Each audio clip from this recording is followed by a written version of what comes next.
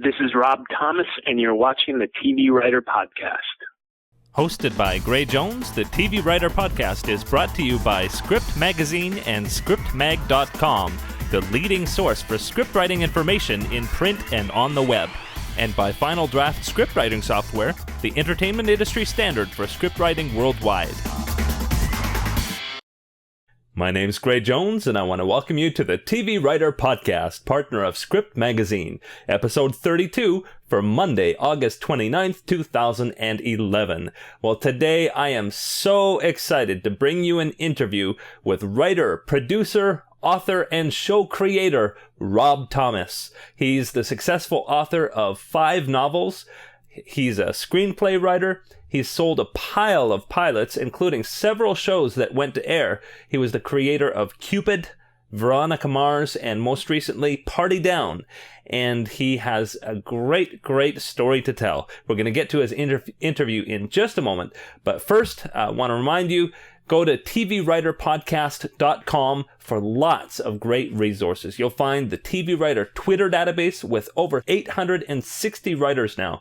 There's also a newly expanded section on resource links, helped, of course, by our TV Writer Podcast Summer Contest, thanks to all who entered, and the list of winners is posted on the site. There were over $800 worth of prizes given, and so it was a great success. And as well, I want to remind you that there is a DSLR page there now that has lots of helpful links in case you want to shoot your own short film or web series or even your own pilot. Who knows? Could happen. As a matter of fact, Rob Thomas is going to tell you in a moment about how he shot his own pilot, and he shot it on spec. In other words, nobody was paying him to do it, and that pilot became Party Down. So it does happen. Lots more in Rob's interview. Enjoy. This is Gray, and I'm here with writer, producer, author Rob Thomas. How you doing, Rob? I'm doing great. Well, it is absolutely a pleasure to have you on the podcast.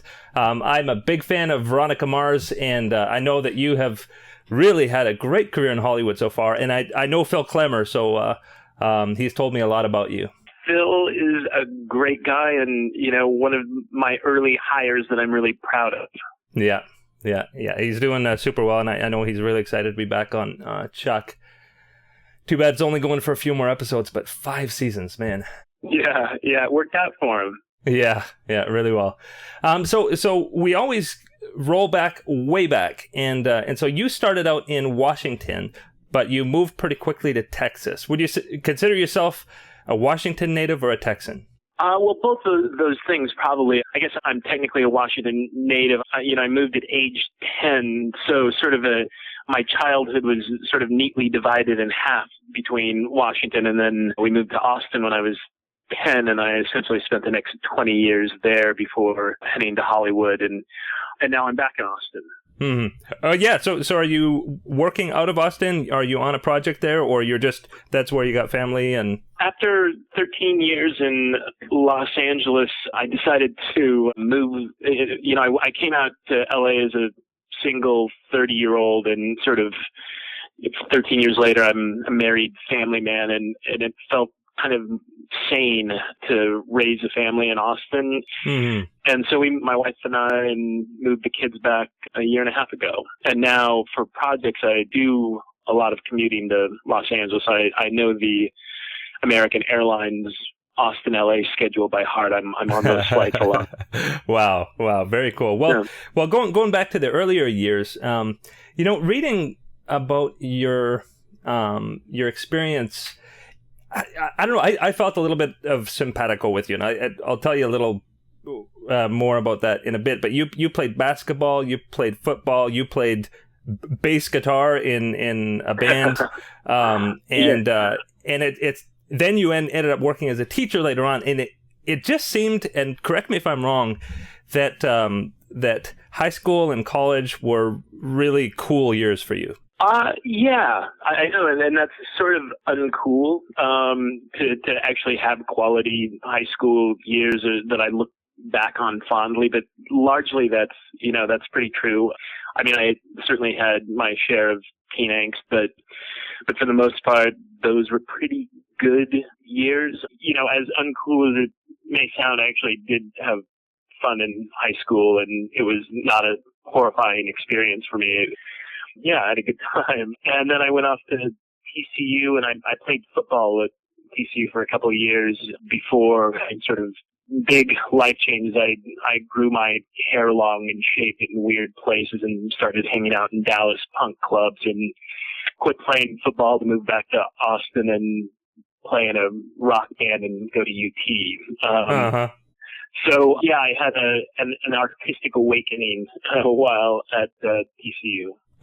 That's funny because I went through virtually the exact same thing. I mean, I was in sports all through high school, and then after that, played bass in a rock band. We toured across Canada and were on the radio and all sorts of stuff like that.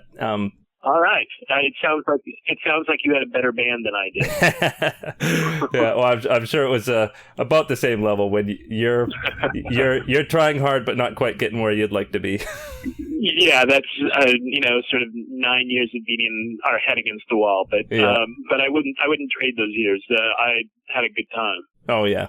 Now you mentioned something on your website about the idea of a Renaissance man. Was that something that was consciously in your mind during that time? No, it was just, I think I used that on like my book flap copy on my first novel, and it was really just an attempt to be clever more than an actual life goal. But I did have sort of varied interests.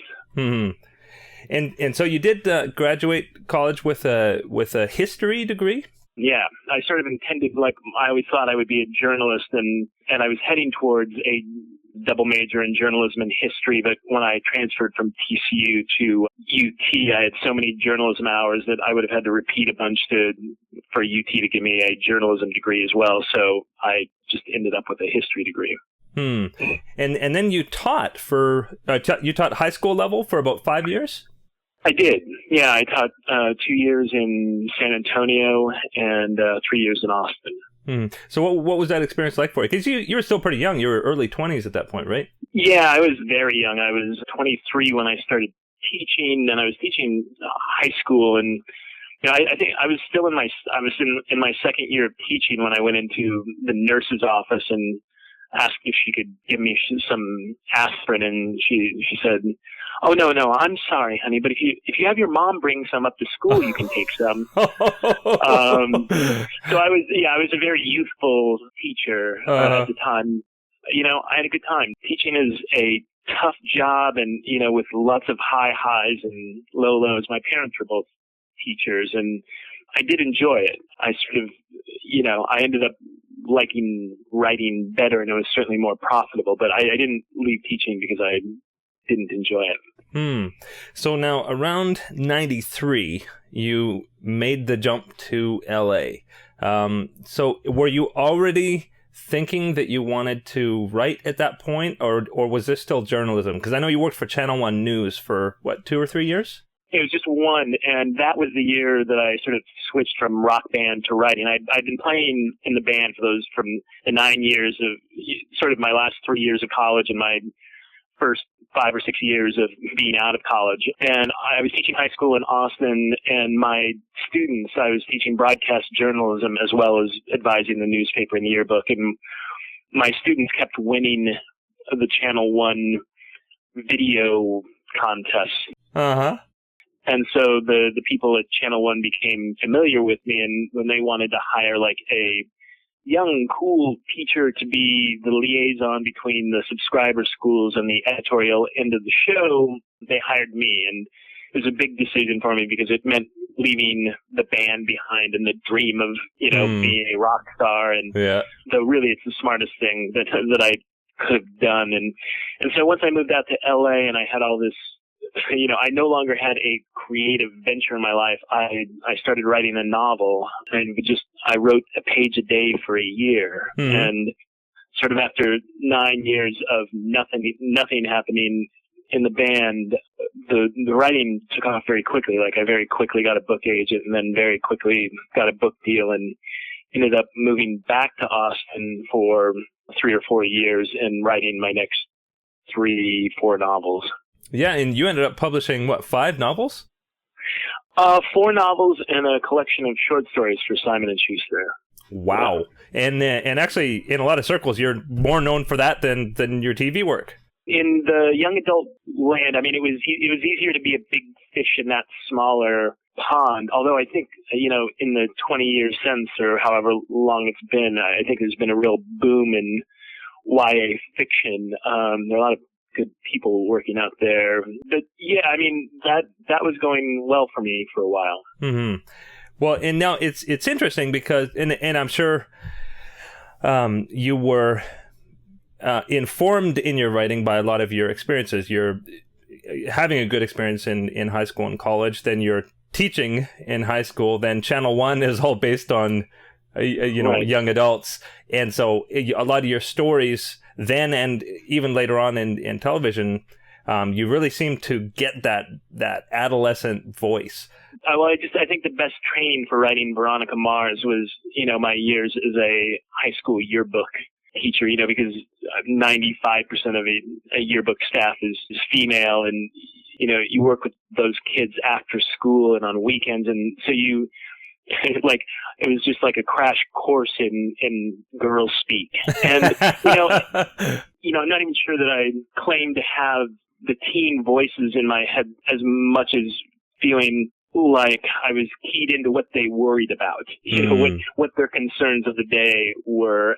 Because, when I was writing Veronica Mars, it's a pretty stylized dialogue. I mean, on that show, we let kids say what they wish they'd say if they got to think about it for a day. It's more like Heather's in the sense that, we're going to let them be clever. And Veronica gets to say, she gets to quip a lot. I think shows like Friday Night Lights or Freaks and Geeks did a much better job of actually sounding like real teenagers. I think we were always going for a more heightened dialogue style.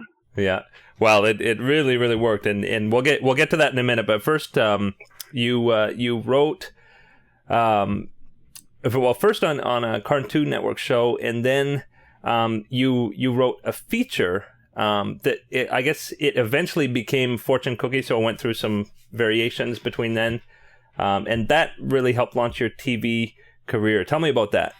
This is sort of the crazy miracle story that never happens, and so it's nothing I would ever recommend to an aspiring writer, because the odds on this, it was really like hitting the lottery. When I was at Channel 1, one of my jobs was to run the student contests, and we would have each year there, sort of like a Willy Wonka thing. Students were invited to send in audition tapes and a letter of recommendation, and we'd get like 2,000 tapes in, and we'd pick 10 of these kids to come out to LA and take over the show for a week. And at this point, like the anchors at Channel 1 were Lisa Ling and Anderson Cooper and Serena Altrell. I mean, they had really quality people there. And so we'd get all these audition tapes in, and my job as a low-level employee was to simply take the 2,000 tapes and get it down to the 100 finalists for the actual people in power to choose.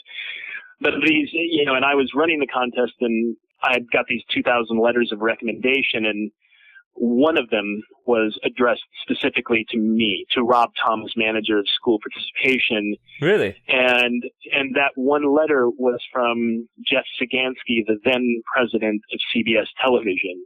No. Yeah, and he was recommending his niece, and his niece was great, and she ended up getting, she was one of the 10 kids who got picked.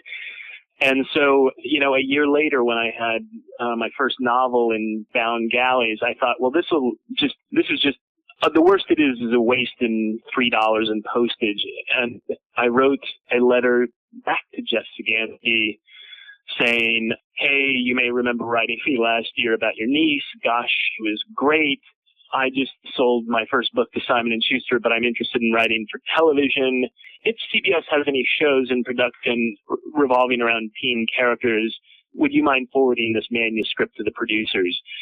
And it's insane. This would never, I can't believe this actually worked. And, to show you how naive I was, I actually believed CBS might have shows about teenage characters on them. Yeah. But like 6 months later, I got this call out of the blue from Jeff Sagansky. He had read my book, and he said that if my so-called life got picked back up, he was friends with Ed Zwick, and he would recommend me for the show. And in the meantime, asked me to send any features that I wrote or any screenplays that I'd written.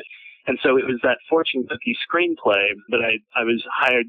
Just somebody wanted to make an indie movie, and they were trying to make it for $100,000 budget, and they paid me $1,000 to write a romantic comedy that could happen in one location with 6 characters. Wow. And so it really reads like My Dinner with Andre with 3 couples, and so it's really just page after page of dialogue. But I sent it to Jeff Sagansky, and he called me and said, "Come to New York. I want you to pitch a romantic comedy for television."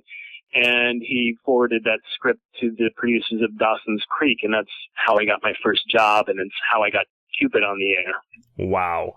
Yeah, it's a crazy story. I went from writing young adult novels in Texas to having a show on ABC in about 14 months. Unbelievable. So, so moving on to Cupid then. So you have a show on the air. I mean, how did you handle that? I mean, did they hook you up with an experienced showrunner, or were you already running the show, or how did that happen? All I had was, one season of Dawson's Creek under my belt. And in those situations, they always put you with an experienced showrunner. And they hired a couple of guys who had run Moonlighting for a couple of years, who were very good writers. And those are always weird shotgun marriages when there's like a newbie creator of a show and people are brought in to be his boss.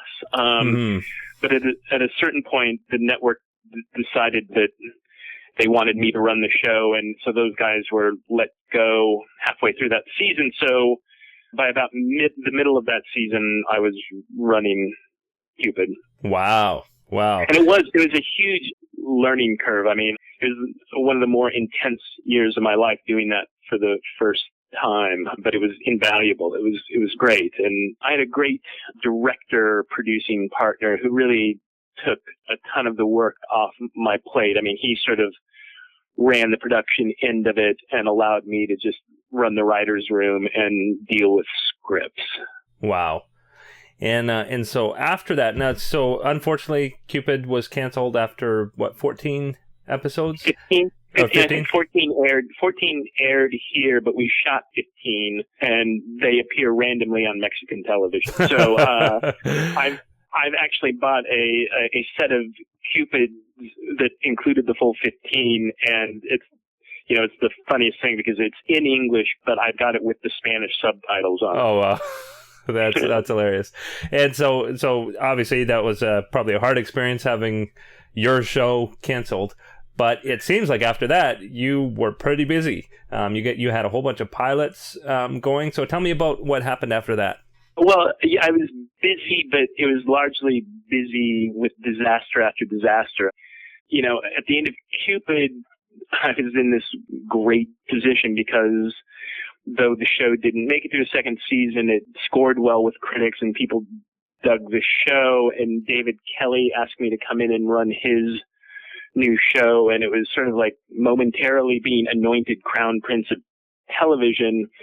And I managed to squander that. I got a big overall deal at Fox and then left the David Kelly show because of creative differences on that show. And then really did pilots for the next 4 years that did not make it on the air. And it was, Veronica Mars came along at the point where I was ready to return to the young adult fiction world.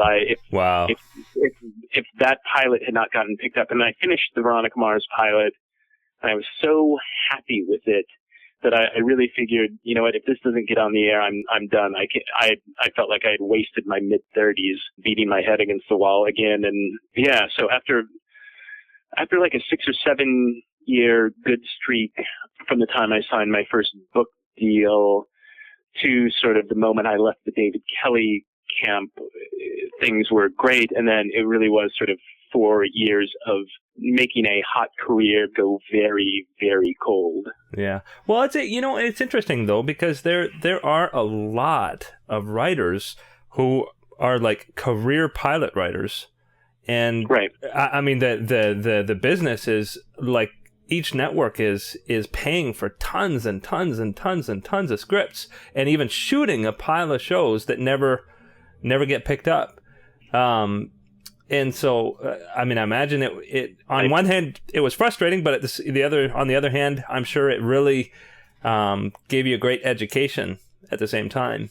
It was a great education, but it wasn't much fun, and it was, it was kind of great in the sense that they paid me a lot of money, but with that comes a lot of pressure, and so it felt like like an athlete who has a great rookie year and gets the big contract and then underperforms. It was not great for my psyche. It did feel very much like being a flash in the pan. And in fact, even when I signed that overall deal with Fox, like I flew with a buddy to Vegas to celebrate that weekend, and I picked up a copy of Entertainment Weekly, and I flipped the page, and there was like a full-page story where the lead was, how can Hollywood be crying poor when they're willing to pay unproven showrunners like Rob Thomas this kind of crazy money? Oh, no. Yeah. Oh, my goodness. And then for 4 years, not getting a show on the air, it was bleak. Wow. Yeah, but you redeemed yourself with Veronica Mars. Yeah. I mean, that Veronica Mars was awesome and incredibly well received by the critics. Tell me about starting that show. I had wanted, sort of from the time I got to LA, to do a teen show. I'd written all those young adult novels, and I felt very comfortable in that genre, and it was sort of, Freaks and Geeks was a show that I adored so much that I thought you can't do a better teen show. And the wonderful thing that it did was it really told small stories, and no one was telling small stories. And so I was really rooting for that show. And when it went away, I started, I thought, well, I'm not going to be able to get a teen show picked up, because I didn't necessarily want to do something like just overtly soapy. Mm-hmm. And I felt like if Freaks and Geeks couldn't make it, then, something hip and cool wasn't going to work. And then finally, I sort of landed on this idea of, what if I marry a teen show with a procedural? Mm-hmm. And then what kind of procedural could I buy? And before I left Texas and came to LA, I had sold 2 new novels to Simon & Schuster. Like, I had pitched them ideas for my next 2 young adult novels. And one of them was called Untitled Teen Detective. And in it, the hero of the show was Keith Mars. And Keith was the kid. And I went back to that idea, and I thought, well, I can do a case of the week with this one. And in that detective novel, it was going to be about a guy, very much, it was the male Veronica Mars, and it was going to, the novel was going to just investigate this, the death of his friend. And, mm-hmm. and so I thought thematically, I really wanted to hit on this idea of, teens today are this prematurely jaded group, and they see too much before their time, and they're robbed of their innocence way too young. And it just became a much more interesting story to me to make the detective a girl. It felt more poignant to me when you tell a story of loss of innocence with a girl. And so I thought, well, this is an idea I can sell, but I wrote it, I spec'd that script, which was great because I wrote it as dark as I wanted.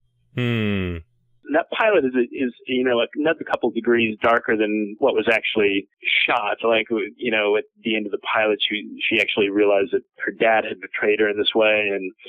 And even though, I had a great champion over at UPN, but they were still questioning whether Veronica could be raped. We had already shot the pilot, and They were thinking of taking that out. So it was a bit of a struggle at the beginning, but once the show got on the air, UPN, then the CW, they treated the show very well.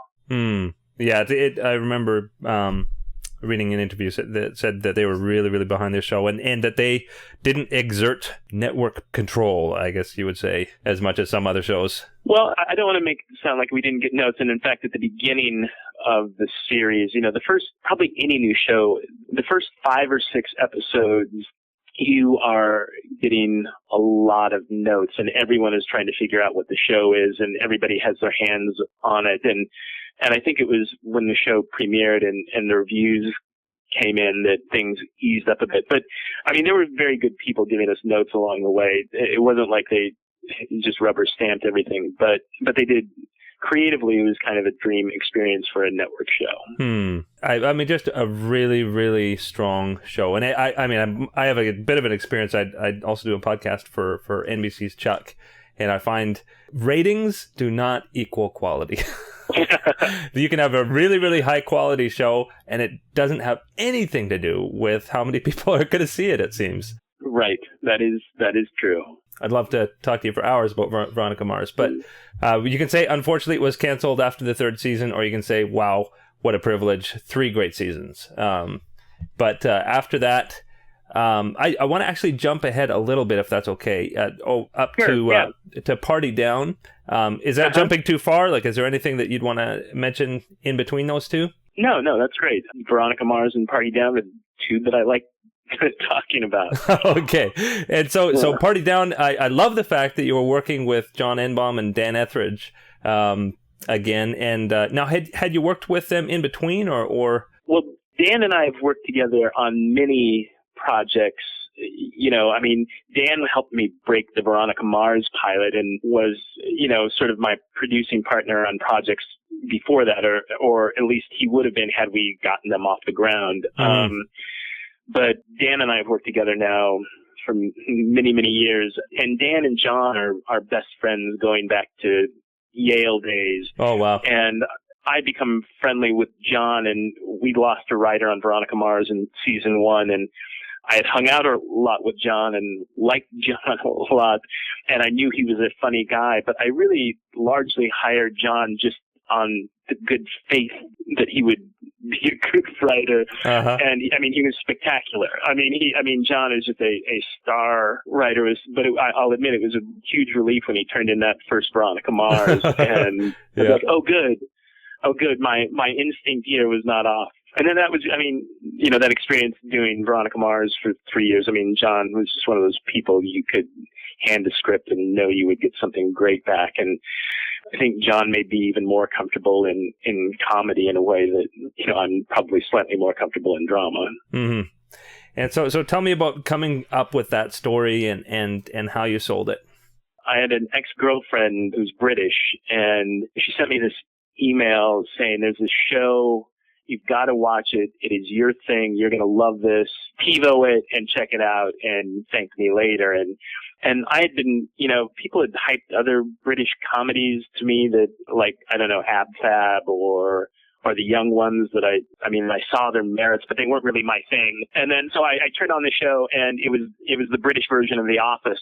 And in that first scene of that show where Ricky Gervais hires like a forklift operator, and it's just one take for about 3 minutes on him. And my jaw was on the floor. And I called John and Dan like the next week and Paul Rudd and said, come over and watch this show because I think it may be the best show of all time. And I want to make sure I'm not crazy. And so we started getting together each week to watch the British Office, and we just became fascinated by it. And I had never had any interest in writing comedy because I didn't think that sort of set up punchline rhythm was up my alley. I like plenty of sitcoms. I watch a lot of them, but it never felt like what I do. But The Office started to feel like something, well, that's not really writing jokes. It's writing funny, but it's not writing jokes. And it felt like, like my thing or something I'd be comfortable doing. And so we just started batting around ideas for a show. And we thought, if the British Office is a show about people who've sort of given themselves over to the rat race, let's do a show about people who chase the dream for too long. Typically in television, you tell the story dreamers who make it. Mm-hmm. Let's do the show about a similarly grim show about people who don't make it and may never. Uh-huh. And so we just started working on it in spare time, and we ended up taking the pitch into HBO, and they bought the pitch in the room, and we felt very good about it. And then we turned in the outline to HBO, and they hated it. Clearly, no. they really hated it. And I think when they heard the pitch, they thought, HBO kind of likes to be inside Hollywood, and I think they thought that our characters would be, like catering movie premieres and, that would be inside the industry. And instead we turned in a pilot episode that was a Sherman Oaks Neighborhood Homeowners Association potluck. And they felt very strongly that that wasn't their thing or their brand. And so we took it and we resold it at FX and had a great development experience and took it all the way to script. And those guys treated us very well. And I think at the end of the day, they just didn't think it programmed well with It's Always Sunny. They thought the audiences were too different. And so they sort of reluctantly let it go. And then it really sat on a shelf for 3 years. I think we wrote that before Veronica Mars was even on the air. Wow. But we shot it. We ended up shooting the pilot with sort of my money in my house. The year that Veronica Mars' final season, they cut back our order by 2 episodes. So instead of doing 22, we did 20. And so there was a lot of Veronica Mars crew with nothing to do. And we sort of made our own independently financed Party Down pilot with, actors who we knew and loved.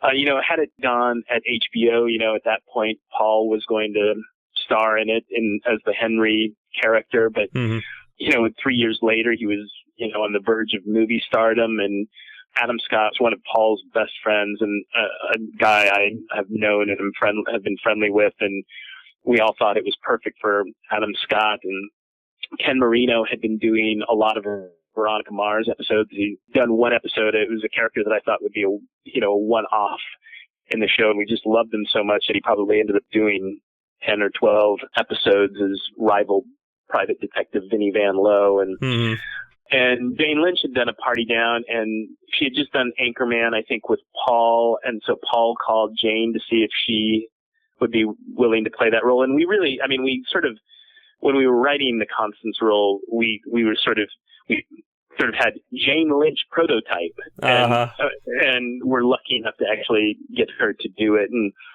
we took that and we shot it, and then we shopped that disc all around town.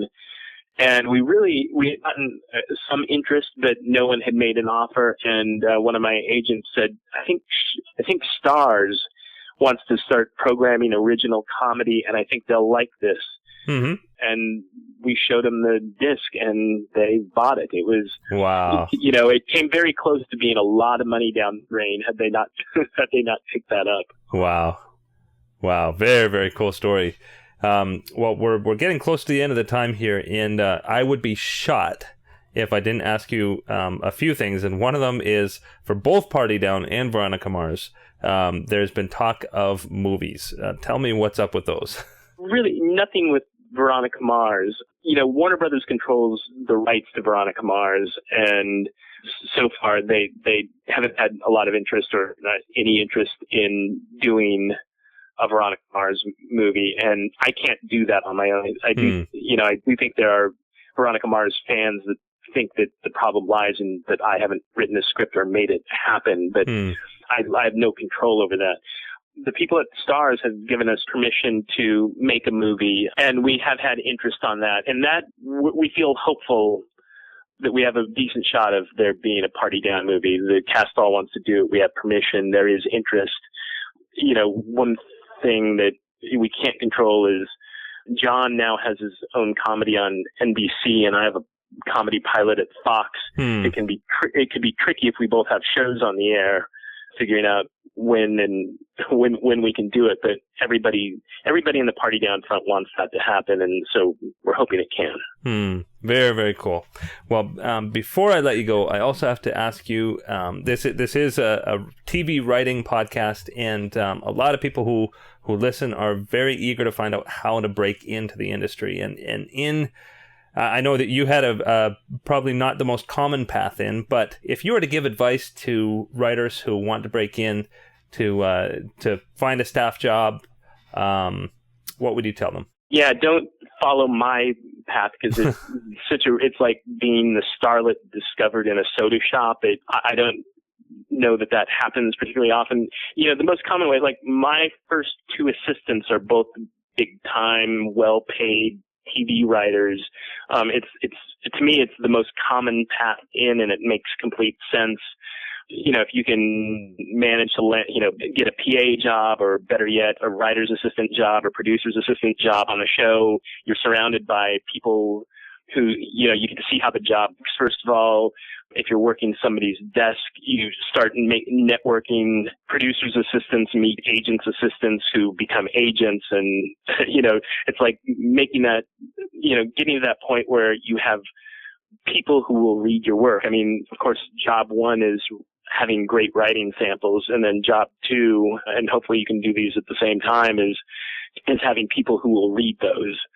And so if you're aggressive enough to network and try to land one of those jobs, it's, I think, the most common path I ever hear for people breaking into the business. And certainly, like, my former assistants have done quite well in the business. Mm-hmm. And on the creative side, you have sold a pile of pilots. You've also had several shows go to series. You've sold books. What advice would you have about generating the ideas for pilots or other stories? I don't know.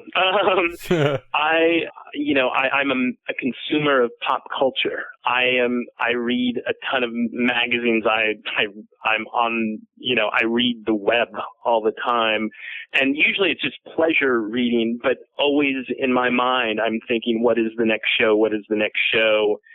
And I just feel like in my normal daily going about my business, those things pop up and I get excited about something and I will mull it over. And if it's something that sticks in my head, like if I'm still mulling it a few days later, it feels like a real idea and it sort of takes over. I suppose there's a bit of it that is just existing, working in the business a long time. You have an idea of also what will sell and what won't sell. Like right now, I'm desperate to do a Western. I've been, I moved back to Texas. I want to shoot something locally. I've read a couple books. I want to do like a dark Western about Texas in the 1850s and the Comanche battles. But I also know if I do that, I probably have one or two potential buyers and they're long shots. And so I don't know whether I devote 4 months of my time chasing after a project that would be a long shot to sell. Mm-hmm.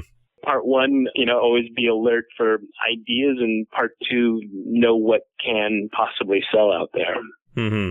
Well, I really, really appreciate you taking this time and sharing your story. And it's just so fun to hear the behind the scenes for all these cool shows. And I really wish you luck in this new comedy and all the things you're writing.